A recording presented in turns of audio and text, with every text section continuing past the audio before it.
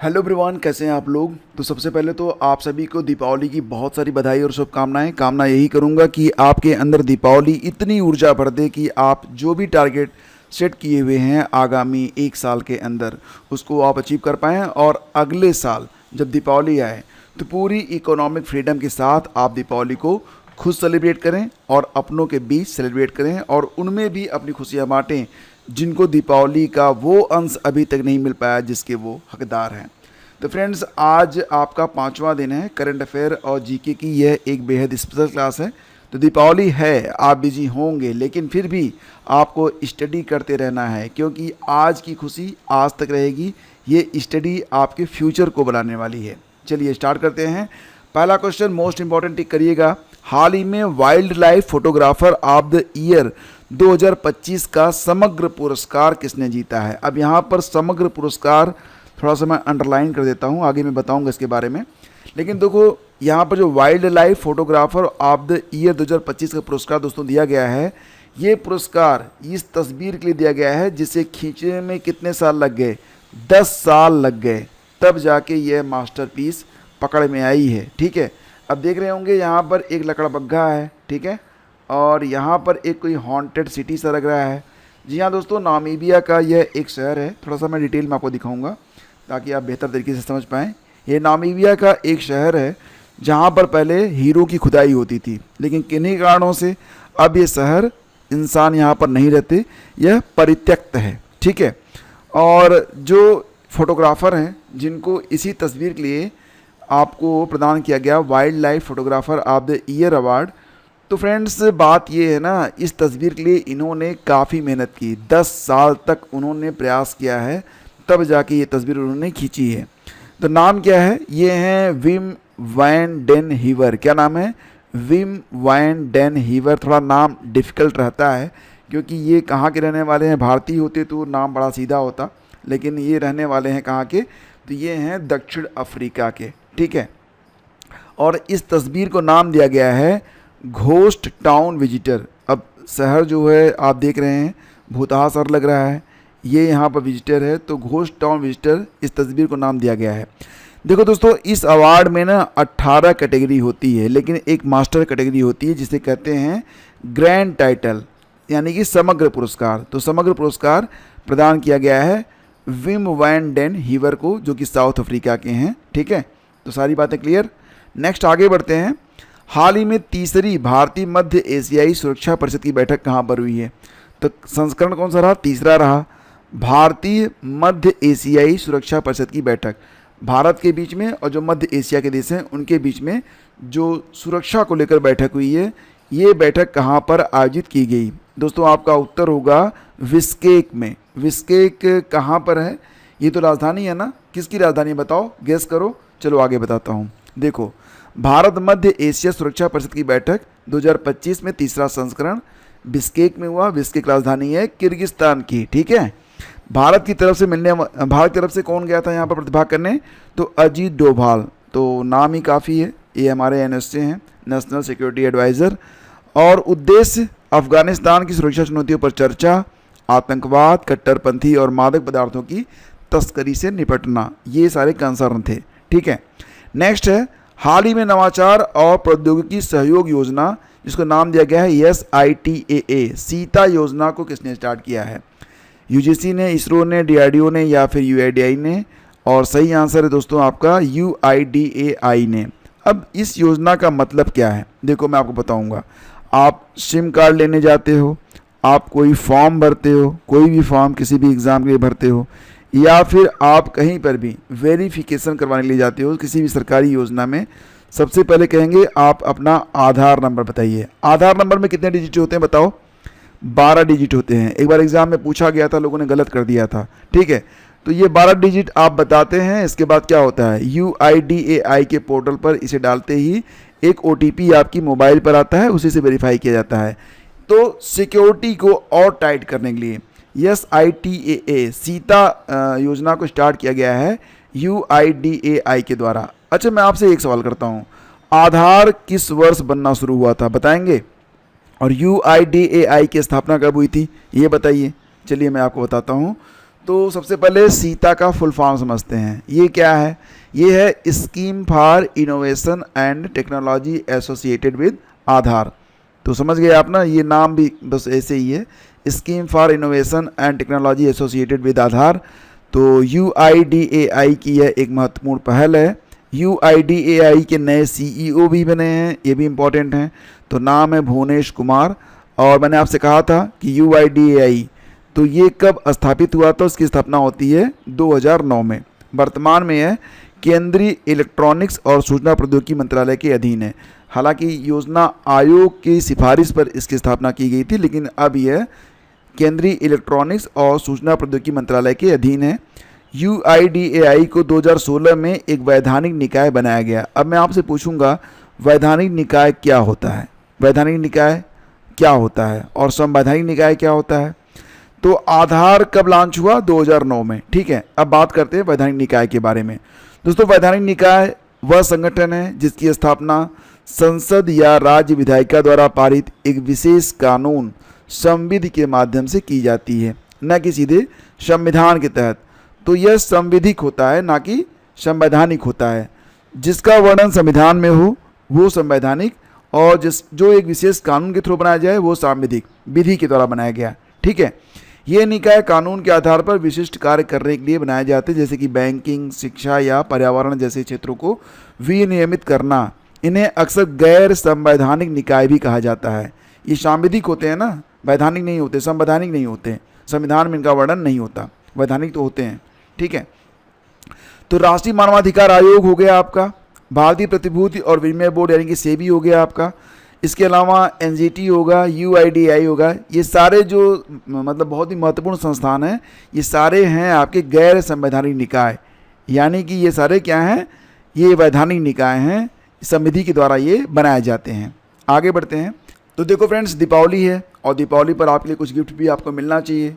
तो हमने आपके लिए यहाँ पर जो LT ग्रेड जैसी प्रवक्ता GDC आदि के लिए करंट अफेयर तैयार किया है, उसका जो पहला भाग है जिसमें आपको जनवरी से जून तक का सारा मटेरियल दिया जा रहा है, उसमें हमने आपको 40% का डिस्काउंट दे दिया है। हाँ, ये डिस्काउंट केवल आज भर और रहेगा, क्योंकि ये कल से ही चल रहा है। ठीक है, और क्योंकि डिस्काउंट थोड़ा हैवी है तो ये बहुत अधिक दिनों तक रह नहीं सकता है। तो बिल्कुल आप चाहें तो इसका लाभ आज उठा सकते हैं और अपनी दिवाली को और भी नॉलेजेबल बना सकते हैं। चलिए आगे बढ़ते हैं। हाल ही में केंद्रीय रक्षा मंत्री ने पहले तेजस LCA Mk1A का अनावरण कहाँ पर किया? केंद्रीय रक्षा मंत्री कौन है? ये हमारे राजनाथ सिंह जी हैं। इन्होंने पहले तेजस LCA light combat aircraft Mk1A तेजस Mk1A का अनावरण किया गया। कहाँ पर? तो नासिक में किया गया। इसका विकल्प ए आपका बिल्कुल करेक्ट है। तेजस Mk1A ये भारत का स्वदेशी लड़ाकू विमान है। ये LCA मतलब लाइट कॉम्बैट एयरक्राफ्ट है, यानी कि हल्का लड़ाकू विमान है। इसको लॉन्च किया गया है हमारे रक्षा मंत्री के द्वारा HAL के नासिक प्लांट में, और यह विमान जो है वो MiG-21 की जगह लेगा। तेजस LCA का जेट इंजन हम कहाँ से मंगा रहे हैं दोस्तों? तो ये हम ले रहे हैं USA की जनरल इलेक्ट्रिक कंपनी से। ठीक है, अगला क्वेश्चन है, इंडिया AI इम्पैक्ट समिट 2026 का आयोजन फरवरी 2026 में कहाँ पर होगा? तो इंडिया AI इम्पैक्ट समिट 2026 आयोजन फरवरी में होगा 2026 में। कहाँ पर होगा? नई दिल्ली में होगा। नई दिल्ली के भारत मंडपम में 19-20 फरवरी 2026 को इसका आयोजन किया जाएगा। सारी बातें क्लियर ना? अब देखो, इससे पहले जो अलग अलग स्टेट है ना, कुछ स्टेट, सारे स्टेट नहीं, कुछ स्टेट अपने यहाँ पर इंडिया AI इम्पैक्ट समिट से पहले एक प्री समिट करवा रहे हैं। तो ऐसा ही एक समिट उत्तराखंड सरकार और भारत सरकार के इंडिया AI मिशन के संयुक्त तत्वाधान में उत्तराखंड में आयोजित किया गया, जिसका नाम था उत्तराखंड AI इम्पैक्ट समिट 2025। ये आयोजन 17 अक्टूबर को किया गया था। कहाँ पर? देहरादून में। ठीक है, अब दोस्तों बात करें, इंडिया AI इम्पैक्ट समिट फरवरी 2026 में होगा, नई दिल्ली में होगा, भारत मंडपम में होगा। क्लियर हो गया सब कुछ ना? अब देखो, बात यहाँ पर ये है कि इंडिया AI इम्पैक्ट समिट 2026 जो ग्लोबल साउथ का पहला वैश्विक AI मंच होगा, भारत की AI फॉर ऑल दृष्टि को साकार करने की दिशा में एक महत्वपूर्ण कदम है। यह पहल 3 प्रमुख सूत्रों यानी कि पीपुल यानी कि लोग, प्लानेट पृथ्वी और प्रोग्रेस प्रगति पर आधारित होगा। क्लियर। नेक्स्ट आगे बढ़ते हैं। भारत की सबसे बड़ी विदेशी विकास परियोजना किस देश में बन रही है? अब बहुत ही ध्यान से इसका उत्तर आप समझिएगा, क्योंकि एग्ज़ाम में ये प्रश्न आ सकता है, क्योंकि ये भारत की सबसे बड़ी विदेशी विकास परियोजना है और इसे डेवलप किया जा रहा है कहाँ पर? तो ऑब्वियस है मंगोलिया में। मंगोलिया में देखेंगे आप, मंगोलिया जो है ये रसिया हो गया, यहाँ पर चाइना हो गया और ये हो गया आपका कजाकिस्तान। तो इसी के बीच में स्थित है ये आपका मंगोलिया, जिसकी राजधानी कहाँ पर है? उलान बटोर में है। तो उत्तर आपका ऑप्शन डी यहाँ पर हो गया। तो देखो फ्रेंड्स, ये जो प्रोजेक्ट है मंगोल ऑयल रिफाइनरी, जिसके लिए भारत मंगोलिया को $1.17 बिलियन का लाइन ऑफ क्रेडिट लोन देगा। इससे मंगोलिया की रूस के तेल पर निर्भरता कम हो जाएगी। मंगोलिया रूस और चीन के बीच में स्थित है और इसकी राजधानी कहाँ पर है? तो उलान बटोर है, ठीक है। और ये आप देख रहे होंगे ये गोबी डेजर्ट भी है। गोबी डेजर्ट के बारे में कई बार पूछा जाता है, यह कहाँ पर स्थित है? तो ये चाइना और मंगोलिया दोनों में स्थित है, ठीक। आगे बढ़ते हैं। वर्ल्ड बॉक्सिंग कप के फाइनल का आयोजन कहाँ पर किया जाएगा? देखो ये जो वर्ल्ड बॉक्सिंग कप है ना, इसका मतलब ये काफ़ी लंबे समय से चल रहा है, 3 चरणों में इसे खेला जा रहा है। अब इसका फाइनल जो है वो हमारे देश में होगा, यानी कि भारत में होगा। ऑप्शन सी करेक्ट है। तो फ्रेंड्स यहाँ पर बात करेंगे वर्ल्ड बॉक्सिंग कप 2025 के बारे में। 31 मार्च से लेकर 22 नवंबर तक प्रतियोगिता चल रही है, काफ़ी लंबा है ना। इसका फाइनल 15 से 22 नवंबर तक होगा, कहाँ पर? भारत में होगा। 3 चरणों में इसे खेला गया। 31 मार्च से जब से शुरू हुआ था, 31 मार्च से 5 अप्रैल तक इसे ब्राज़ील में खेला गया। फिर 30 जून से लेकर 7 जुलाई तक अस्ताना कजाकिस्तान में खेला गया। फिर फाइनल होगा अब भारत में। यह एक इंटरनेशनल बॉक्सिंग फेडरेशन है जिसे हर साल आयोजित किया जाना है, और क्योंकि यह प्रतियोगिता पहली बार हो रही है तो मोस्ट इम्पॉर्टेंट है। वर्ल्ड बॉक्सिंग जिसके तत्वाधान में प्रतियोगिता करवाई जा रही है। तो फ्रेंड्स इसकी स्थापना कब हुई? 13 अप्रैल 2023 को। हेडक्वार्टर मिलेगा लुज़ैन, जो कि कहाँ पर स्थित है? स्विट्ज़रलैंड में। वैसे स्विट्ज़रलैंड में ना टी जो होता है वो साइलेंट होता है, इसे स्विट्ज़रलैंड पढ़ा जाता है, लेकिन मोस्टली हर जगह लिखा रहता है, तो मैं भी पढ़ता हूँ इसे स्विट्ज़रलैंड, ठीक है। नेक्स्ट है आपका सरकारी और निजी क्षेत्र दोनों में मासिक धर्म अवकाश नीति लॉन्च करने वाला देश का पहला राज्य। हालांकि दोस्तों आपने देखा होगा कि इसके पहले भी कुछ ऐसे स्टेट, कुछ ऐसे राज्य हैं जिन्होंने अपने यहाँ मासिक धर्म के दौरान अवकाश प्रदान करने की पहल शुरू की थी, लेकिन ये केवल सरकारी क्षेत्रों तक ही सीमित था। लेकिन अब एक ऐसा स्टेट भी सामने आया है जिसने लागू कर दिया है कि भैया चाहे सरकारी नौकरी हो चाहे प्राइवेट हो, छुट्टी तो तुमको देनी पड़ेगी। और ये जो लागू किया गया नियम है, इसको लागू किया गया है किस स्टेट के द्वारा? तो कर्नाटक के द्वारा। ऑप्शन ए बिल्कुल आपका करेक्ट है, ठीक है। नेक्स्ट है आपका ग्लोबल फाइनेंस में एशिया का सबसे सुरक्षित बैंक किसे घोषित किया गया है? लगातार 17वीं बार ये तमगा मिला है। एशिया का सबसे सुरक्षित बैंक घोषित किया गया है दोस्तों डीबीएस बैंक को। हालांकि ये जो बैंक है कहाँ का है? तो ये बैंक है आपकी सिंगापुर की। सिंगापुर नहीं होता, सिंगापुर होता है, ठीक है। तो डीबीएस बैंक। अब बात करें डीबीएस बैंक का भारत में मुख्यालय मुंबई में ही होगा, तो मुंबई में ही है, ठीक है। और चेयरमैन कौन है? पीटर से। क्या नाम है? पीटर से। और ग्लोबल फाइनेंस जिसने इस रैंक को जारी किया है उसका हेडक्वार्टर न्यूयॉर्क में है, ठीक। नेक्स्ट आगे बढ़ते हैं। हाल ही में 8000 मीटर से ऊंचे 9 पर्वत शिखरों पर चढ़ाई करने वाले पहले भारतीय बन गए हैं। ये दोस्तों आंध्र प्रदेश के रहने वाले हैं भरत थेम्मिनेनी। देखो दोस्तों दुनिया में 8000 मीटर से ऊंची जो है ना, कितनी चोटियां हैं? 14 चोटियां हैं। तो 14 चोटियों में भारतीय केवल 9 चोटियों पर चढ़ सकते हैं। अब बाकी की जो 5 चोटियां हैं, उस पर भारतीय नहीं चढ़ सकते। कहें परमिशन नहीं है। तो परमिशन क्यों नहीं है? क्योंकि जो बाकी की 5 चोटियां हैं ये आती हैं पाकिस्तान के अधिकार में वर्तमान में, और पाकिस्तान क्यों भी देगा हम भारतीयों को, ठीक है। तो पाकिस्तान है ना। तो फिलहाल फ्रेंड्स नाम याद रखिएगा भरत थेम्मिनेनी का, ठीक है।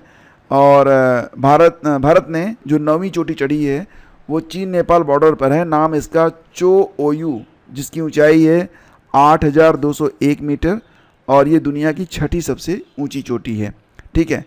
देखो फ्रेंड्स अब कुछ बहुत ही इंपॉर्टेंट वन लाइनर हैं जो कि एग्ज़ाम के लिए ज़रूरी हैं।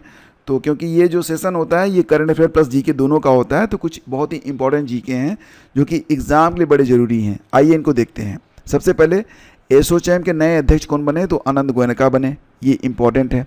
नेक्स्ट है लोक लेखा समिति के अध्यक्ष बने केसी वेणुगोपाल, इंपॉर्टेंट है। 34वां सरस्वती सम्मान 2024 ये प्रदान किया गया साधु भद्रेश दास को, जो कि संस्कृत के एक जाने माने विद्वान हैं। विंडहैम कैंपेबल पुरस्कार 2025 ये प्रदान किया गया भारतीय मूल के ब्रिटिश लेखक राणा दास गुप्ता को। ऋग्वेद के किस मंडल में गायत्री मंत्र और देवता सोम का उल्लेख है? तो दोस्तों याद रखना कि गायत्री मंत्र मिलेगा आपको तीसरे मंडल में और देवता सोम का उल्लेख मिलेगा आपको 9वें मंडल में। ठीक, एक तिब्बती लेखक हैं जिन्होंने कंग्यूर और तंग्यूर नामक किताब लिखी है, नाम है इनका तारानाथ। सीरियन नरेश एंटियोकस का राजदूत जो बिंदुसार के राज दरबार में आया, नाम था इसका डायमेकस। सिंधु सभ्यता के प्रमुख स्थल हड़प्पा, रोपड़, लोथल और आलमगीरपुर कई बार आता है कि ये किस नदी के किनारे स्थित हैं। तो याद रखना कि हड़प्पा आपको रावी नदी के तट पर, रोपड़ जो है यह सतलज नदी के तट पर, लोथल यह भोगवा नदी के तट पर और आलमगीरपुर हिंडन नदी के तट पर स्थित है। इसी प्रकार से चारवाक, पूर्व मीमांसा और वैशेषिक दर्शन के प्रमुख प्रवर्तक कौन हैं?